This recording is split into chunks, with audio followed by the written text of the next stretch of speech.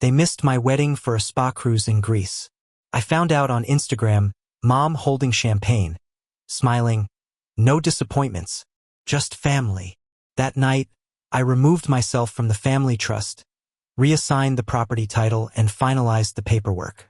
A week later, Dad showed up red-faced, waving a notice. I handed him a folder and said, "You got what you toasted to." The next morning, their lawyer called. The photograph haunted me for weeks after. Posted at 3:47 p.m. on the same day, I stood at the altar without my parents.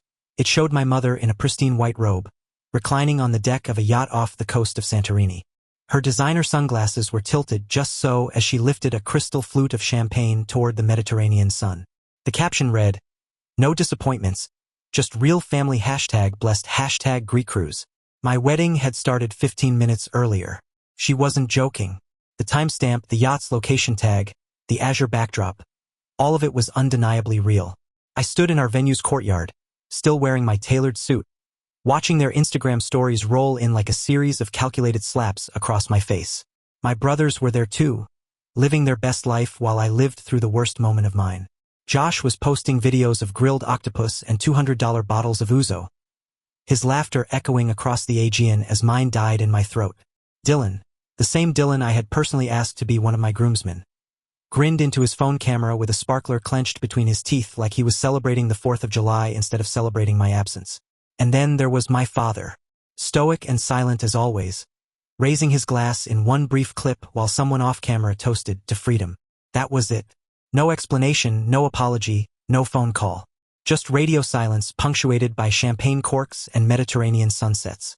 There were over 130 guests at our wedding. My wife's entire extended family had come. People she hadn't seen in a decade. Childhood friends, college roommates, her great-aunt who rarely left the house. Her uncle had flown in from Vermont on a red-eye flight, arriving with nothing but love and a perfectly pressed suit. People cried during our vows. They erupted in applause after our first dance. Her side of the venue was overflowing with joy, laughter, and genuine celebration. Mine had 3 empty chairs in the front row.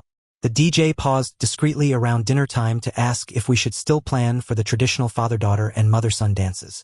I told him to skip mine entirely. That's when the awkward glances started. Wedding guests began approaching with concerned expressions, asking where my parents were. I stuck to the same rehearsed answer. They were held up. I kept smiling. I kept drinking. I kept pretending my heart wasn't shattering with each passing hour. But by 8 p.m., I was standing alone outside the reception hall, scrolling through their captions and watching their champagne toasts from a continent away. The warm evening air felt suffocating as I tried to process the magnitude of their betrayal. The reason they had skipped my wedding, the event they'd helped plan for over a year, was breathtakingly petty. 2 months earlier, I had refused to buy Dylan a brand new Jeep for his 18th birthday. That's it. That was the spark that burned our family bridge to ash. I had told them no, and I had my reasons. Dylan was failing half his classes and had already wrecked my old car once in a fender bender that could have been avoided. I didn't see the point in rewarding irresponsibility with a $40,000 gift, and I figured they'd be upset for a week, maybe 2, before moving on. Instead, my mother called me cold and calculating.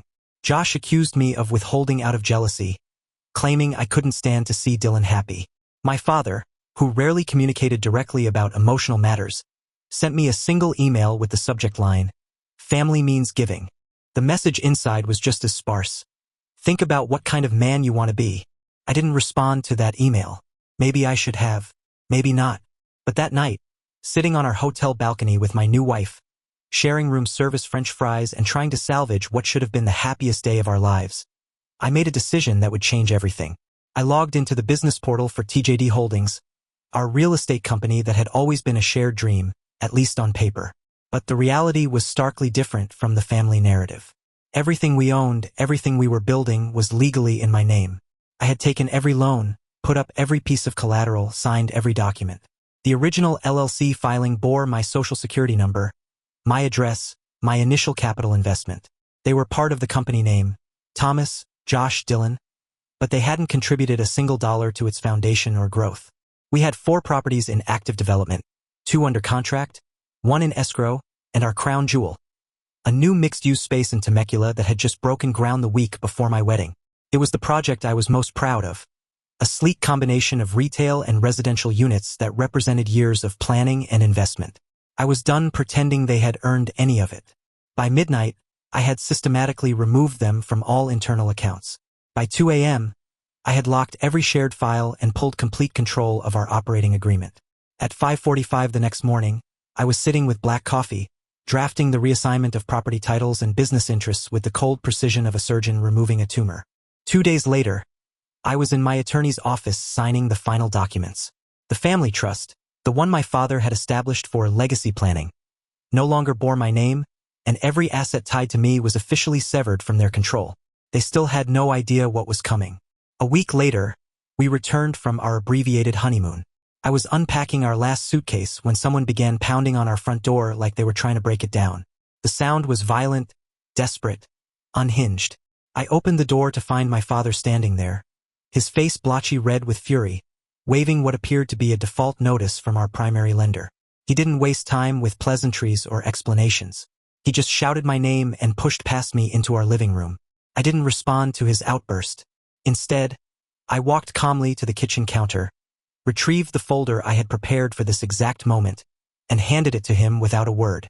He flipped through the first few pages, his expression shifting from rage to confusion to something approaching horror. The folder contained everything: transfer of titles, new LLC paperwork, notice of removal from all joint ventures, and the trust withdrawal documentation. Every signature was notarized, every form filed with the appropriate agencies. When he looked up at me, his eyes were wild with disbelief. I didn't explain anything. I didn't justify my actions or attempt to rationalize the situation. I simply said, "You got what you toasted to." He stormed out without another word, leaving the folder scattered across my coffee table like the remnants of our relationship. The next morning, I received a call from an attorney they had used previously for estate planning matters. His tone was professionally polite but unmistakably aggressive. He explained that he was calling on behalf of the family to review recent decisions made regarding mutual holdings. I informed him that everything was filed, final, and notarized through proper legal channels. Then I hung up. By the end of that day, their social media had gone completely dark. No more yacht pictures, no more champagne toasts, no more birthday celebrations for Dylan. Radio silence. But I knew it wasn't over. Not by a long shot. It started subtly. An email arrived with the subject line, "Concerns," from Josh.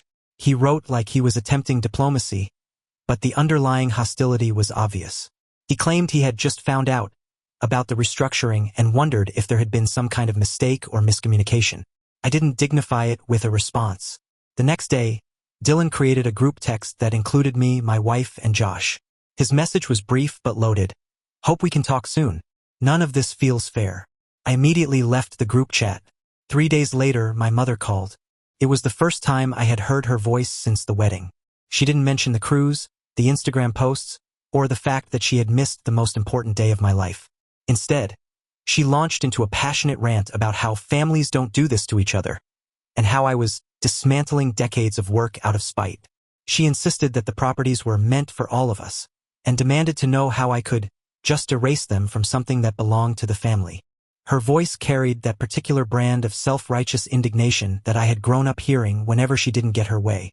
I reminded her, point by point, who had signed every loan application, who had paid every legal retainer, who had funded every escrow account, who had attended every contractor meeting, and who had signed every payroll check for the past 5 years.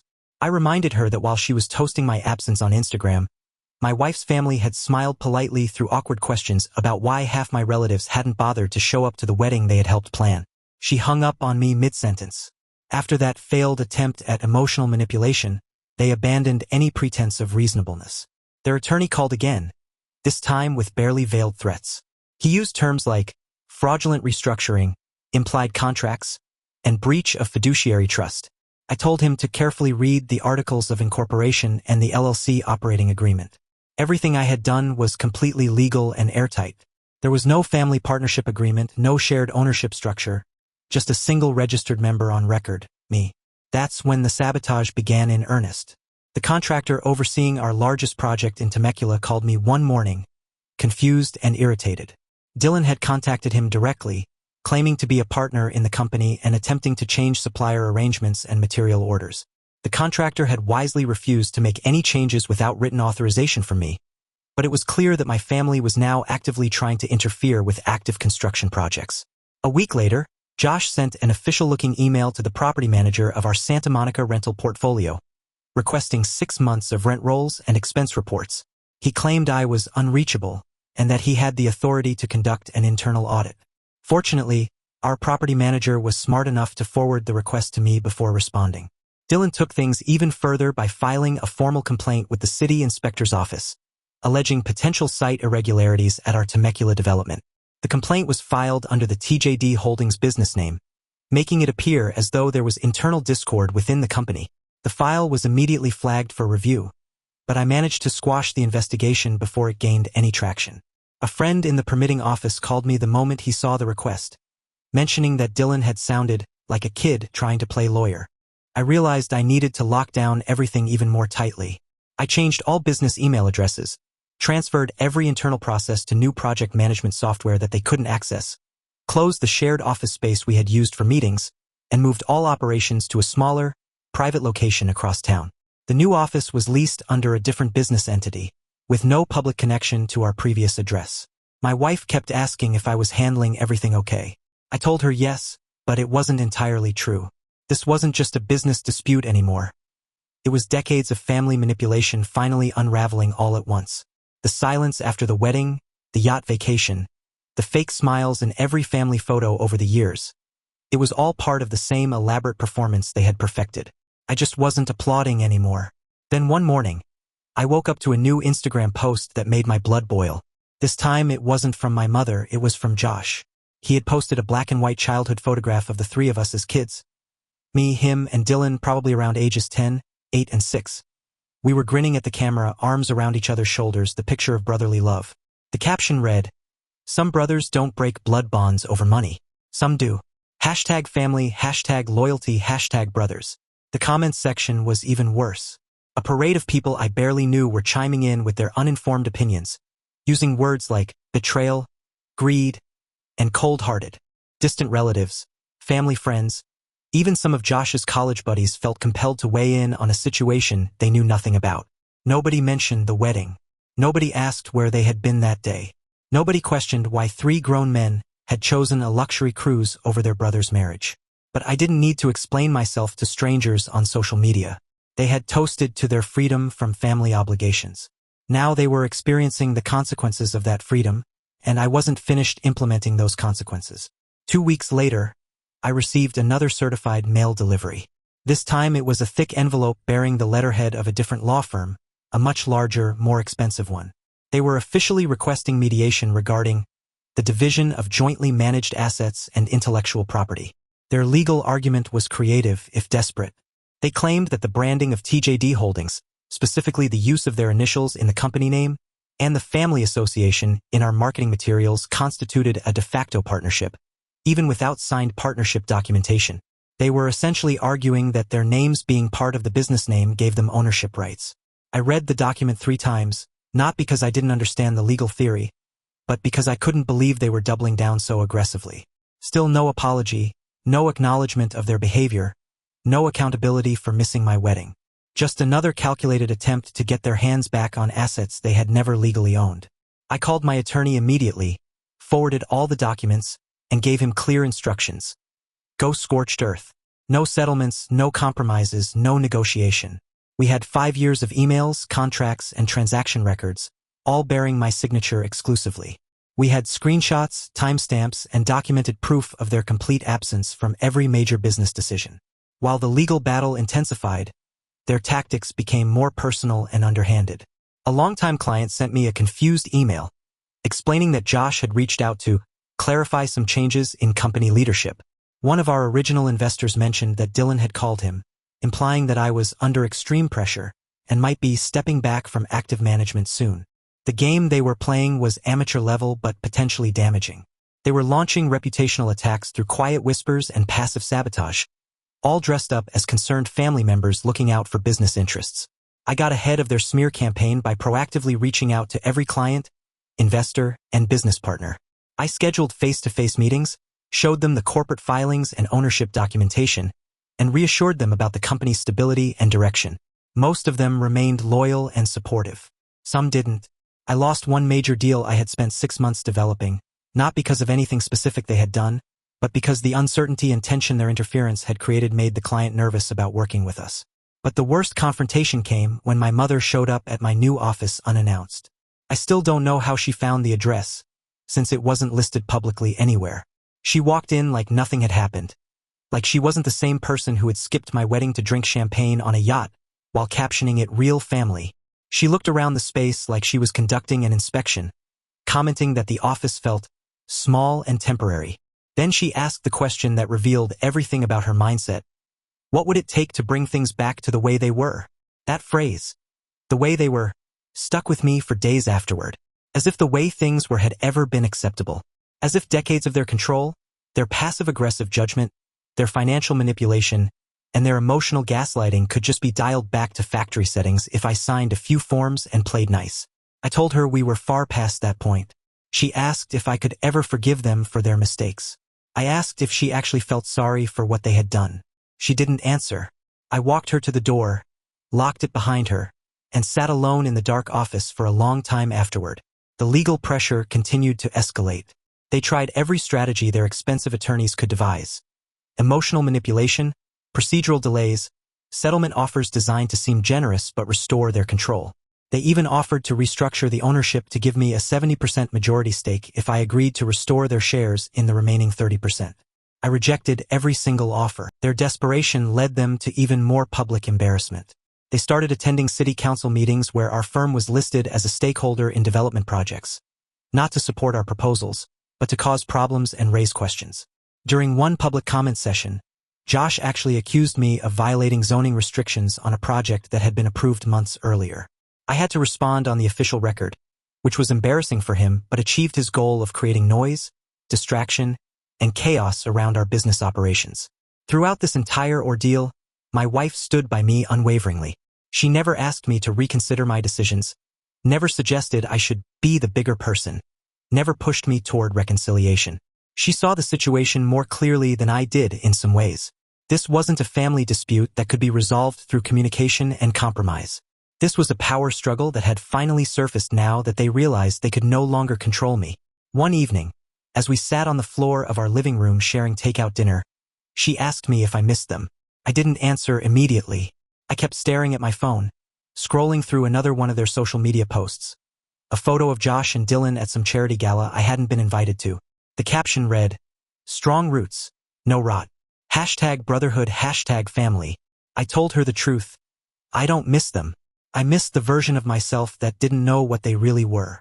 2 days after that gala post, I received a disturbing phone call from a commercial real estate broker I had worked with on several projects.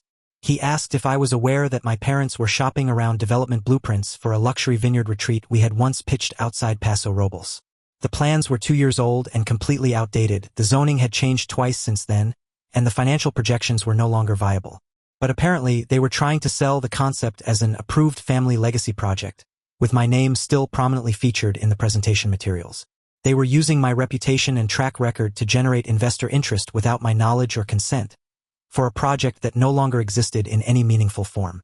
When the broker asked if we were still working together as a family partnership, I told him the unvarnished truth. They had nothing to sell and were not legally connected to any of my business operations. I also warned him that if he pursued the matter any further with them, I would file a misrepresentation claim against all parties involved. That should have been the end of their schemes, but it wasn't. A few days later, I received an email from an unfamiliar address.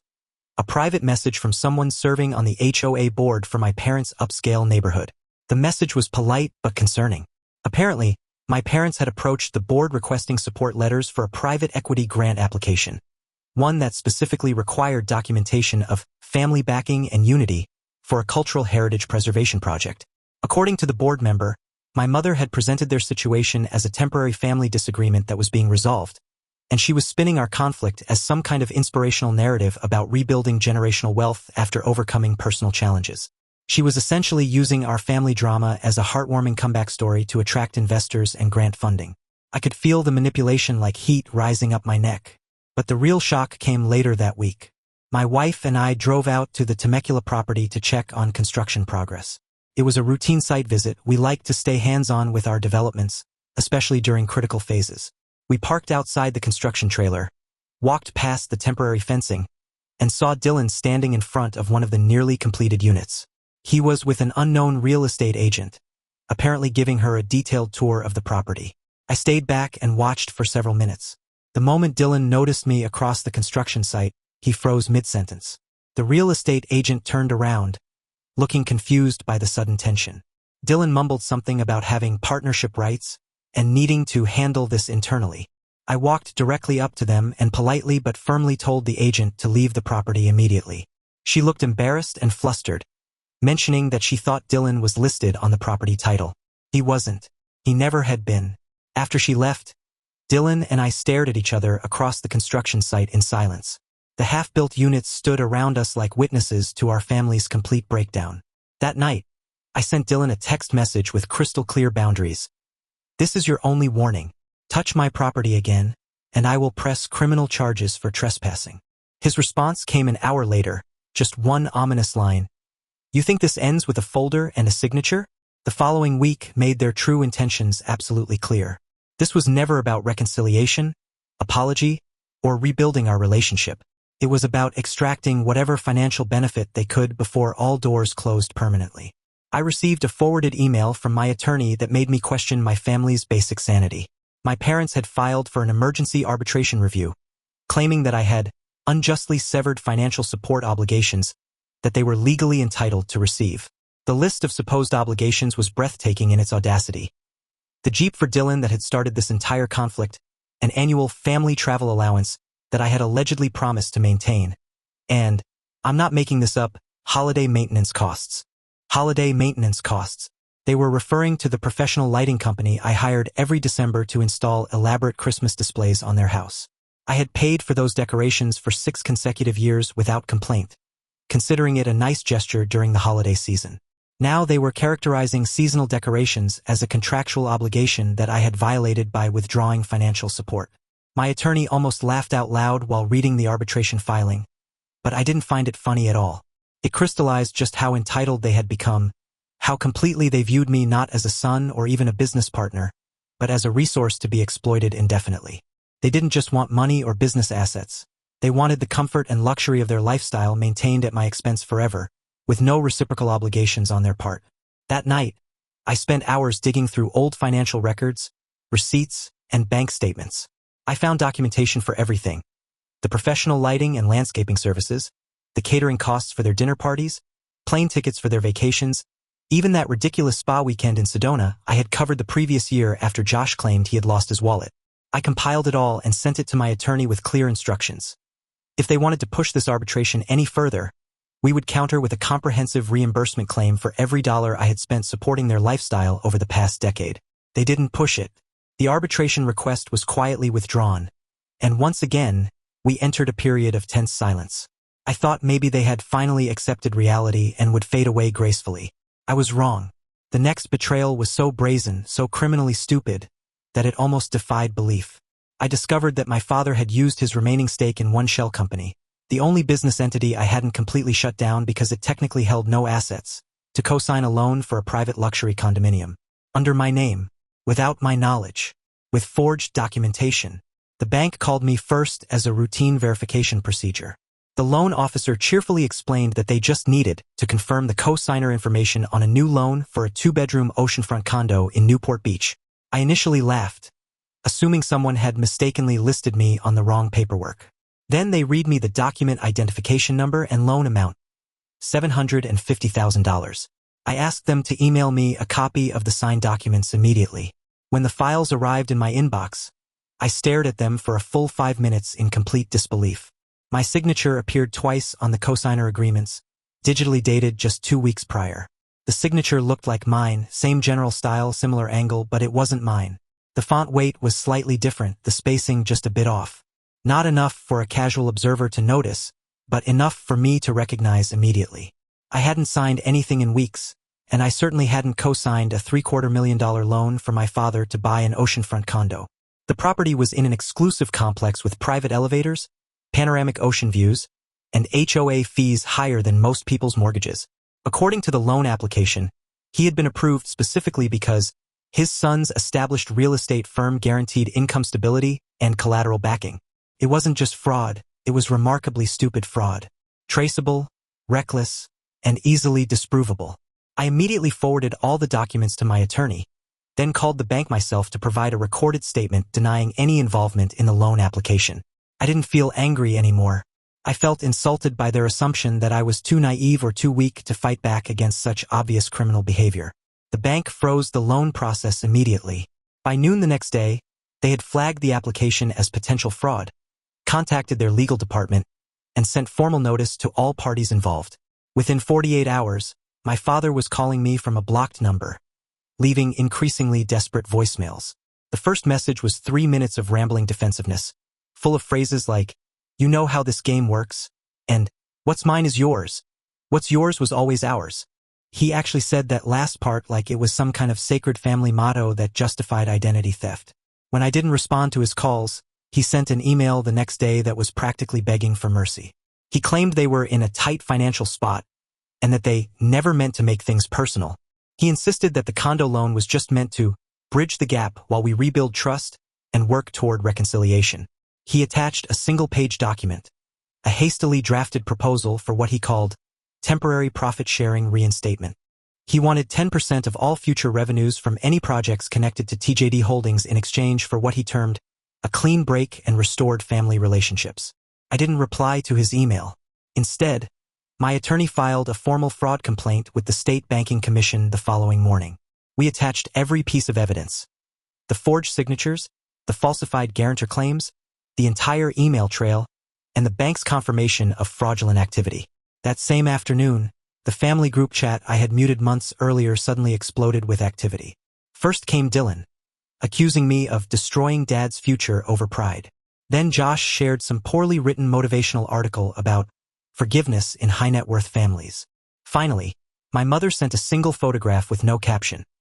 A picture of the three of us from about 10 years ago, standing together at some long-forgotten family gathering, all smiles and brotherly affection.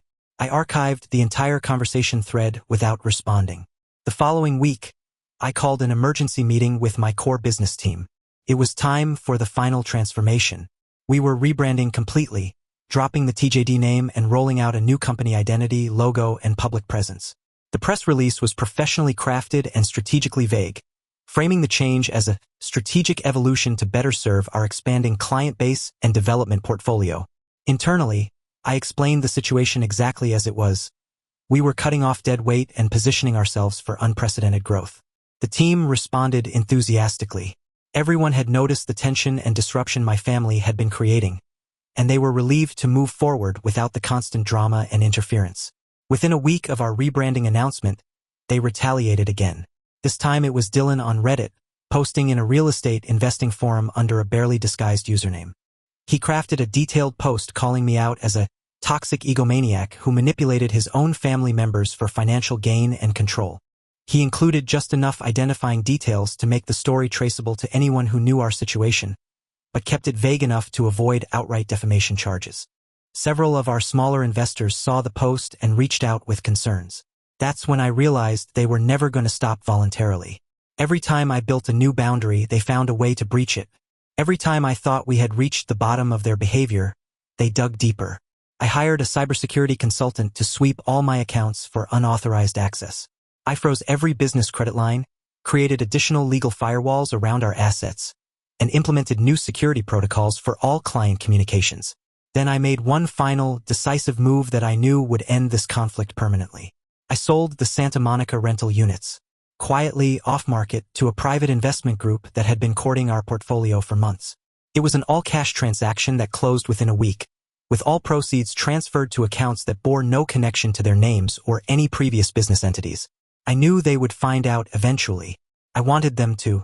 3 days later, I received a text from Josh that confirmed they had discovered the sale. Really? Selling off what we built without even telling us? I didn't respond. I forwarded the message to my attorney as additional evidence of their continued harassment and false claims of ownership. The next confrontation wasn't conducted through lawyers or digital communications. It was embarrassingly personal. They showed up at the Santa Monica property 3 days after the sale had officially closed. I was in a client meeting when I received a frantic call from the new owners. Josh and Dylan were both in the lobby, arguing loudly with the building manager about why their key cards no longer worked. According to the building manager, they claimed there must have been a system error and demanded immediate access to conduct what they called a routine inspection. When security informed them that the property had been sold and they were no longer authorized to be on the premises, Josh insisted they had founders' rights that superseded any ownership changes. Dylan apparently said something about being legacy tenants with permanent access privileges. Security eventually escorted them from the building, but not before they recorded the entire interaction on their phones, probably hoping to create some kind of viral content about being wrongfully ejected from their own property. They never expected me to go that far, to completely sever their connection to assets they had come to view as their birthright. But here's what they never understood. They had crossed the line of no return months ago, long before the yacht vacation, before the missed wedding, before the forged loan documents. This was just the moment when the consequences finally caught up with their actions. That evening, I drove to the Santa Monica site myself. Not because I needed to handle any business there, just because I wanted to see it. The building looked peaceful, professionally managed, and completely free from the toxic drama that had surrounded it for months. For the first time in years, I was looking at a property that wasn't tethered to people who didn't deserve it. I sat in my car for a while, watching the sunset reflect off the windows of units that were now generating income for investors who actually appreciated the value we had created. Then I drove home, logged into our company systems, and methodically deactivated every login credential that had ever been connected to their names. Vendor accounts, internal dashboards, archived client lists, I wiped their access to everything. I maintained secure backups, of course, but only I could access them now. The next morning brought one final legal threat from their attorney. The subject line read, "Proposal to Reconcile," and the message was 12 paragraphs of flowery language about family unity, shared history, and mutual misunderstandings. Somewhere around paragraph 7, he slipped in the real agenda. A suggestion for phased reintegration of equity shares based on good faith collaboration and restored family harmony. I stared at that phrase for several minutes. Phased reintegration. After everything they had done, the missed wedding, the public humiliation, the attempted sabotage, the fraud, they still believed they could manipulate their way back into control of assets they had never owned. I replied with a single sentence. There is nothing left to reintegrate. Then I blocked the email address permanently. After that, the noise finally began to fade. The phone calls stopped. The social media posts became less frequent. They continued their petty campaign here and there. Josh shared vague inspirational quotes about loyalty and brotherhood. Dylan launched a YouTube channel about real estate investing that flopped after 2 poorly produced videos. My mother still hadn't spoken to me directly since she stood in my office asking what it would take to go back to the way things were. But I heard through mutual acquaintances that they had quietly listed their house for sale. I imagine money became tighter once the regular checks stopped flowing from my accounts to theirs. The lifestyle they had grown accustomed to, the one funded by my business success, was no longer sustainable without my voluntary support. Meanwhile, I kept moving forward. The business became leaner, more efficient, and significantly more profitable without their interference and drama. We secured 2 major new development projects and doubled our revenue within 6 months. I hired talented people who actually wanted to work and contribute, not just collect benefits from someone else's efforts.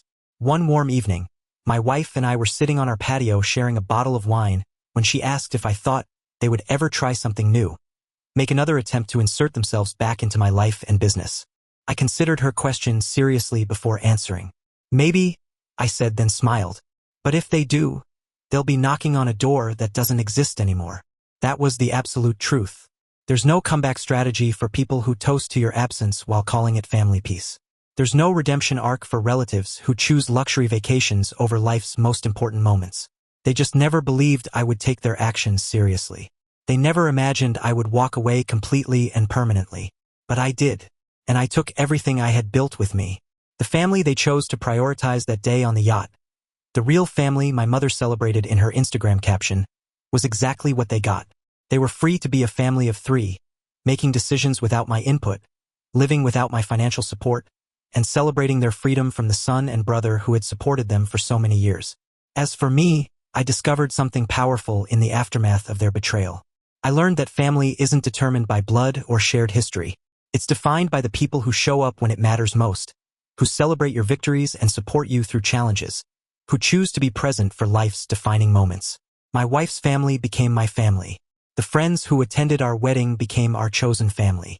The business partners and colleagues who supported me through this ordeal became part of our extended family. These were the people who deserved my loyalty, my generosity, and my trust. Sometimes I wonder if my parents and brothers ever truly understood what they lost that day they chose champagne and Mediterranean sunsets over my wedding. I wonder if they grasped the magnitude of what they threw away for the sake of a teenage tantrum over a car purchase. But mostly, I don't think about them at all anymore. I'm too busy building the life and business I always wanted, surrounded by people who actually value what we're creating together. The irony isn't lost on me. They spent so much energy trying to tear down what I had built, trying to reclaim assets they never owned, that they missed the real story unfolding around them. While they were plotting and scheming and hiring expensive lawyers, I was growing. While they were posting passive-aggressive social media content and staging dramatic confrontations, I was expanding into new markets and developing innovative projects that would have made them proud, if they had been capable of genuine pride in someone else's success. The business that emerged from the ashes of our family conflict was stronger, more focused, and more ethical than anything we could have built together. Without their constant interference and sense of entitlement, I was free to make decisions based on merit and market opportunity rather than family politics and emotional manipulation. Our new developments gained recognition in industry publications. The Temecula project they had tried so hard to sabotage became a showcase for sustainable mixed-use design, attracting investors and buyers from across the state. The Santa Monica properties they had claimed ownership of continued generating steady returns for their new owners, who actually appreciated the value rather than viewing it as an inherited right. Most importantly, I learned to trust my instincts about people. The warning signs had always been there. The way they celebrated other people's failures, the way they assumed credit for successes they hadn't contributed to, the way they treated service workers and contractors, the casual cruelty in their humor. I had ignored these red flags for years because I thought family loyalty meant accepting unacceptable behavior. I was wrong. Real loyalty flows both ways. Genuine family relationships are built on mutual respect, not one-sided obligation. My wife often tells people that our wedding was perfect, despite everything that happened. She's right in a way that took me a long time to understand. The people who mattered most were there. The people who loved us unconditionally showed up when it counted. The people who were absent revealed their true priorities, which was information I needed to have. If they hadn't missed our wedding for a Greek cruise, I might have spent decades more propping up their lifestyle and enabling their dysfunction. I might have continued funding their choices while they criticized mine, supporting their dreams while they undermined my reality. Their absence was actually a gift, a clear, undeniable demonstration of where I ranked in their list of priorities. The wedding photo that haunts me now isn't my mother's champagne toast from Santorini. It's the picture from our reception, taken just after our first dance. My wife and I are laughing at something her cousin said, surrounded by people who had traveled across the country to celebrate with us. Her grandparents are beaming in the background. Her college roommates are cheering with raised glasses. The joy in that photograph is authentic, unforced, and completely untainted by the toxic dynamics I had grown up accepting as normal. That's the family I chose. That's the life I built. That's the legacy worth protecting. Sometimes, late at night when I'm reviewing project proposals or planning our next development, I think about what might have happened if I had responded differently to their manipulations. What if I had apologized for not buying Dylan the Jeep? What if I had begged them to come home from their cruise? What if I had accepted their demands for continued financial support and partial ownership of assets they hadn't earned? I would have taught them that their behavior was acceptable. I would have confirmed their belief that family relationships operate on a one-way street where love is conditional and loyalty can be purchased with money. I would have enabled another generation of entitlement and emotional manipulation. Instead, I chose to enforce consequences. I chose to demonstrate that actions have meaning, that words carry weight, that relationships require mutual investment and respect. I chose to build something better with people who shared those values. The final vindication came 18 months after our wedding, in a form I never could have predicted. I received a LinkedIn message from someone I didn't recognize. A woman named Sarah introducing herself as Dylan's girlfriend. She was polite but clearly distressed, explaining that she had found my contact information through mutual business connections. Dylan had been telling her stories about our family conflict, painting himself as the victim of his older brother's jealousy and greed. But recently, she had started noticing inconsistencies in his narrative. When she asked to see documentation of his supposed ownership stakes in real estate properties, he became evasive and defensive. When she suggested they visit some of the developments he claimed to have helped design, he made excuses about ongoing legal complications.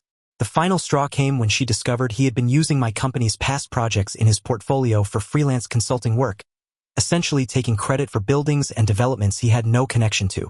She had done enough research to realize he was lying about his professional experience and financial resources. Her message was brief but telling. "I just wanted to understand what really happened between you and your family. Dylan's version doesn't add up, and I think I deserve to know the truth before I make any major life decisions with him." I spent a long time crafting my response. I didn't want to be vindictive or cruel, but I felt she deserved an honest answer. I explained the basic timeline, the missed wedding, the business restructuring, the various attempts at manipulation and fraud. I attached copies of key legal documents that were part of the public record, including the LLC filings and property transfers that clearly showed the actual ownership structure. I ended my message with advice I wish someone had given me years earlier. Trust your instincts. When someone's stories don't align with documented reality, there's usually a reason. You deserve relationships built on honesty, not elaborate fictions designed to impress or manipulate. She thanked me for my candor and never contacted me again. But 6 months later, I noticed that Dylan's social media presence had changed dramatically. The confident posts about real estate success and entrepreneurial ventures disappeared.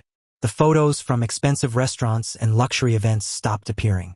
His relationship status changed from in a relationship to single.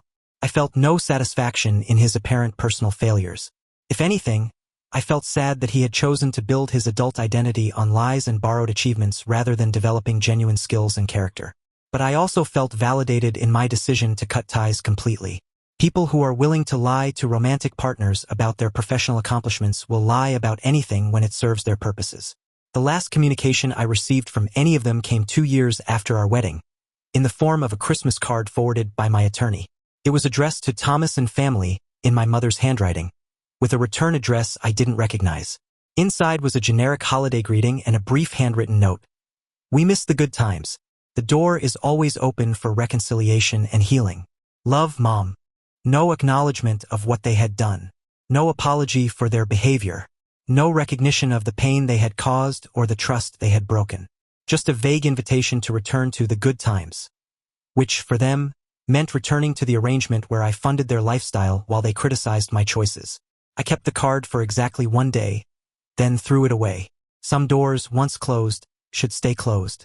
Some relationships, once poisoned, cannot be detoxified. Some people, once they reveal their true character, should be believed the first time. 3 years later, my wife and I renewed our vows in a small ceremony on the beach in Maui. It wasn't because our marriage needed renewal, we were stronger than ever. It was because we wanted to celebrate what we had built together, surrounded only by people who genuinely cared about our happiness and success. Her parents were there, of course, along with her siblings and their children. My chosen family was represented by close friends, business partners who had become like brothers, and mentors who had supported my growth as both an entrepreneur and a person. We exchanged rings again as the sun set over the Pacific, promising to continue building a life based on mutual respect, shared values, and authentic love. During the reception dinner, her father stood up to give a toast. He talked about watching two people create something beautiful together, about the importance of surrounding yourself with people who celebrate your victories rather than resenting them, about building legacy through actions rather than just words. As he spoke, I realized that this was what family was supposed to feel like. This was the warmth, support, and unconditional love that I had been missing my entire life without fully recognizing the absence. This was what I had gained by having the courage to walk away from people who viewed me as a resource rather than a person. The business continued to thrive. We expanded into new markets, developed innovative housing concepts that addressed real community needs, and built a reputation for integrity that attracted both investors and buyers who shared our values. The company culture we created was collaborative, merit-based, and completely free from the nepotism and entitlement that had characterized my previous family dynamics. More importantly, I learned to recognize and avoid similar patterns in other relationships. I became better at setting boundaries with people who expected special treatment without reciprocal investment. I got more skilled at identifying manipulative behavior before it could take root. I stopped accepting guilt trips and emotional blackmail as normal forms of communication. My marriage deepened and strengthened because we both understood that love is an action, not just a feeling. We chose each other every day, Not because we were obligated by shared history or legal documents, but because we genuinely enjoyed building a life together. We supported each other's individual growth while creating shared goals and dreams. The real estate portfolio we built together reflected our values: sustainable design, fair pricing, community investment, and ethical business practices. Every project was something we could be proud of, something that added value to people's lives rather than just extracting profit from their needs. Now, when people ask me about family relationships or business partnerships, I tell them the same thing I learned through this painful experience. Loyalty is earned, not inherited. Trust must be maintained through consistent actions, not assumed based on shared DNA. And sometimes, the most loving thing you can do is refuse to enable destructive behavior, even when that refusal comes with significant personal cost. I don't regret the years I spent supporting my parents and brothers financially and emotionally. Those experiences taught me valuable lessons about generosity, responsibility, and the importance of family relationships. But I also don't regret walking away when they proved that their version of family was conditional, transactional, and ultimately toxic. The people who matter most in my life now are people who choose to be there, not people who feel entitled to be there.